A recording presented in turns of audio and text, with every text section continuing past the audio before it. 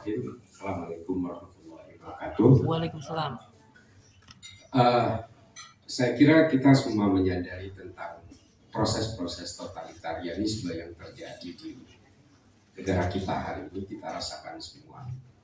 Saya ingat tulisannya Ibnu Khaldun dalam Al-Ibar, bukan yang Al-Muqaddimah. Kalau Al-Muqaddimah sangat normatif, tapi kalau di Al-Ibar diterangkan bahwa semakin kencang seorang pemimpin membangun dengan ketakutan, maka dengan sendirinya dia menabung keberanian dari orang-orang yang akan melawannya. Dan itu terjadi di hampir semua pemerintahan yang totaliter. Semakin galak dia kepada rakyatnya, semakin cepat dia menyongsong kerubuhannya. Mencontohkan Sudan dan Mali, negara-negara Maghrib yang dicontohkan oleh Ibnu Khaldun dalam kitab itu. Semakin kejam dia kepada rakyatnya, maka sama artinya dia dengan membangun perlawanan dari rakyatnya yang semakin besar. Perang hari ini, kebetulan yang hari ini berperang ini wilayah saya runtang-runtung, ngopi, ngerokok. Mulai dari Irbil sampai ke Uni Emirat Arab sampai ke wilayahnya Houthi di Yaman Utara. Ini sebenarnya memang wilayah saya. Ketika saya berusaha untuk mencari teroris-teroris asal Indonesia yang mengatasnamakan Islam pasca ISIS, di sini adalah wilayah yang saya sisir. Saya kira perang ini juga akan mempercepat terjadinya political unrest di negara kita. Ini akan bertemu antara Apsis dan Ordinat, bagaimana ketakutan-ketakutan yang dibangun oleh Prabowo dan situasi ekonomi yang akan kita song-song mau tidak mau akan sampai waktunya ketika BBM harus naik, ketika bahan pokok kemungkinan juga harus naik. El Nino 2 tahun ke depan itu akan membangun suffering yang luar biasa terhadap kebutuhan bahan pokok kita, dan kemungkinan dolar akan dikdaya menindas rupiah. Saya kemarin menukar karena anak saya mau berangkat kuliah ke Malaysia, saya nukar uang rupiah ke ringgit Malaysia. Ketika dia mulai kuliah 1,5 tahun yang lalu, nilai ringgit itu masih 3.500. Kemarin saya nukar itu sudah 4.320. Kita dengan ringgit Malaysia saja sudah tidak ada apa-apanya. Keuntungan kita tidak ada. Ya ada sih ada. Mungkin pemain-pemain golf dari Malaysia sekarang banyak sekali di lapangan golf. Saya juga main golf sama seperti Bang Prof Saiful Mujani. Jadi saya tahu persis ini orang Malaysia lama-lama menjajah kita di lapangan golf. Dan saya betul-betul paling galak kepada Prabowo belakangan ini sampai ini saya mungkin sedikit cerita. Saya harus ceritakan. Tiba-tiba saya dihubungi oleh istana. Saya tiba-tiba dihubungi oleh istana, tapi saya pikir mereka akan marah-marah ke saya, tapi tidak saya perlu sebutkan namanya, kita tahu siapa di istana ini yang selalu beratasnamakan istana itu.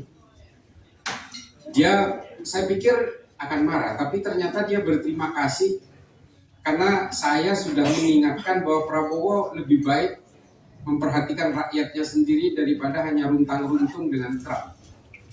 Dan mereka mengatakan dengan ini Pak Prabowo akan sholat Id di Aceh sesuai dengan sarannya Mas Islah.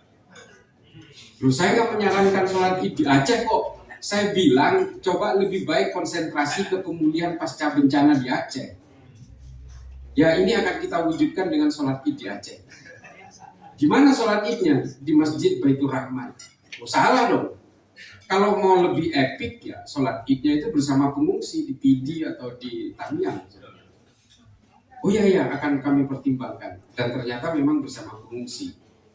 Tapi sayangnya di situ lagi-lagi misleading information mungkin yang dia terima. Dia bilang sudah hampir 100% pengungsi Aceh tidak hidup di tenda. Tapi ternyata fakta berbicara berbeda.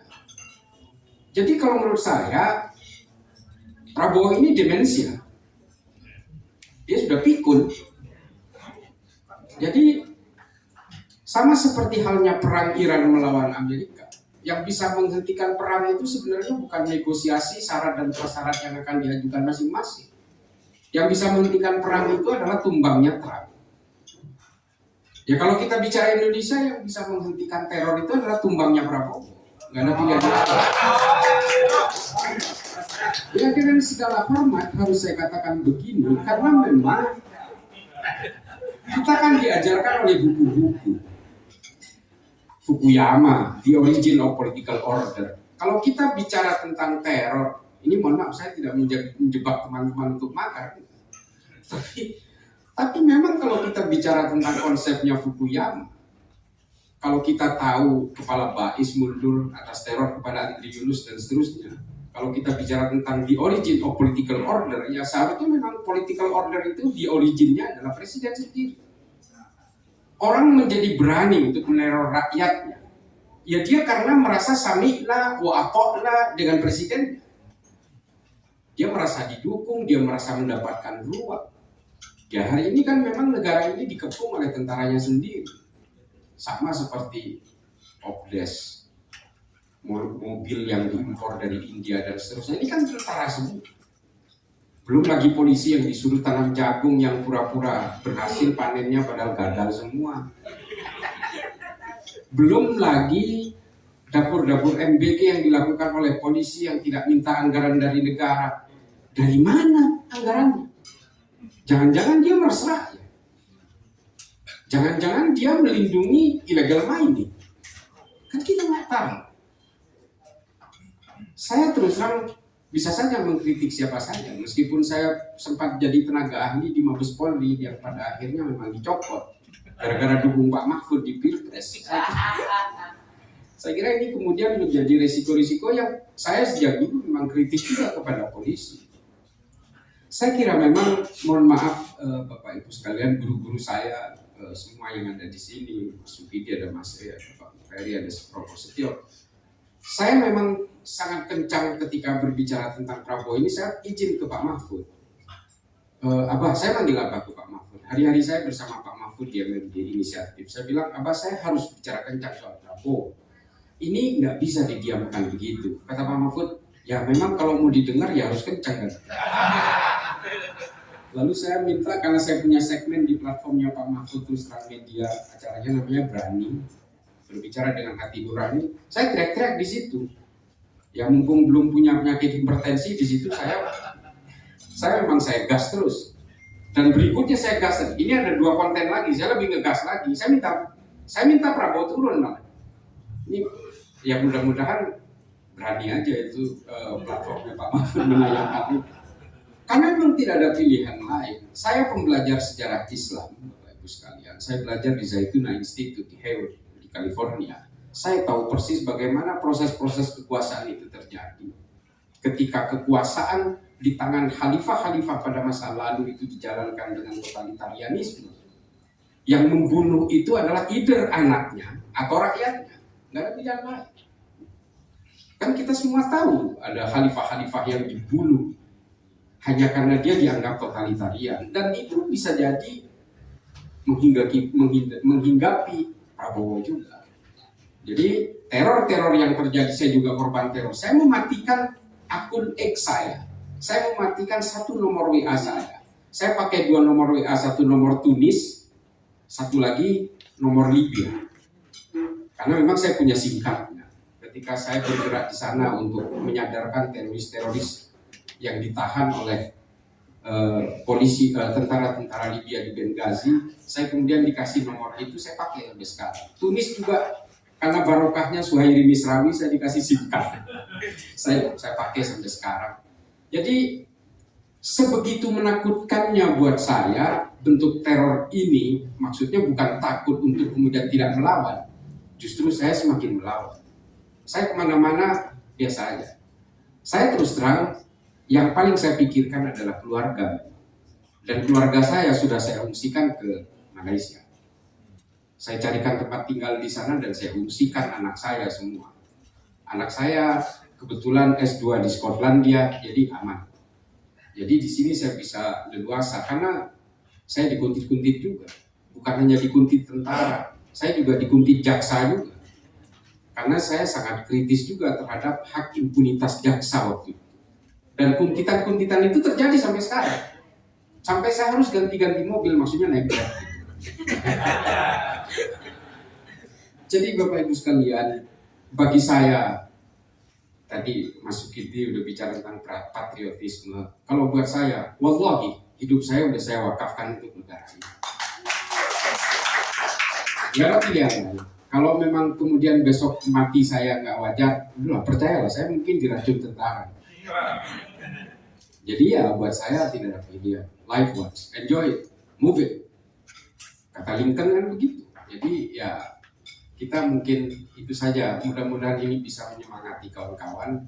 Dan kalaupun kawan-kawan misalnya diintimidasi, ya nggak apa-apa. Intimidasi saya akan terus bersuara. Selama saya masih hidup, saya akan terus menyuarakan ini. Dan titik kuncinya tetap satu. Ya Prabowo harus turun. Nggak ada obatnya. Dan saya punya keyakinan sebelum 2029 dia akan turun. Entah turun karena gerakan-gerakan organik atau karena kesadaran sendiri. Poin utama itu. Yang paling terakhir adalah perang ini. Ini paling terakhir. Kebetulan saya kemarin diwawancarai oleh Washington Post lewat Zoom. Saya bilang memang ke Washington Post bahwa perang ini tidak bisa diinisiasi secara parsial. Hari ini ada 3 tentara korban kita di Bandung. Di Lubnan itu memang tidak ada kawan dan tidak ada lawan. Siapapun bisa terbunuh di situ. Wartawan pun juga sebelumnya terbunuh. Nah, Bapak Ibu sekalian, disinilah Prabowo itu harus tegas. Dia sebenarnya mau berdiri di mana? Kalau memang dia tidak tegas berdiri, entah dia either berada di pihaknya Iran, entah dia either berada di pihaknya Amerika, dia harus memilih. Tidak bisa dia bertindak abu-abu seperti ini. Kalau tidak, dia akan ditelan oleh geopolitik global yang akan berlaku setelah ini. Ini adalah restartnya geopolitik global. Saya kira kalau Iran menang, maka Indonesia akan menjadi negara yang ketinggalan dan Prabowo pasti akan dianggap bukan siapa-siapa. Jangan sok paling terkenal sendiri, jangan sok paling macan Asia sendiri. Dia akan jadi Hello Kitty. Saya bukan personal, tapi kalau dia tidak tegas dalam posisi, standing position dia dalam perang ini, pasti dia akan ditelan oleh rezim-rezim geopolitik global masa lalu. Dan dia akan hanyut bersama mereka. Saya kira itu. Wallahul muwaffiq ila aqwamit thoriq. Wassalamualaikum warahmatullahi wabarakatuh. Waalaikumsalam. Terima kasih Mas Islam. Tiba-tiba jadi keringetan. Padahal AC kenceng. Iya, saya kalau ke sebelah kanannya langsung pasti digas lagi ya. Jadi saya mau kira saya akan bikin sedikit lebih landai dulu lah ya. Saya lihat tadi di Almas, kemudian Danang gimana ya untuk tipenya baik aja tipenya, ya. Kalau musik kan mesti ada referen tapi balik juga ke intro gitu loh.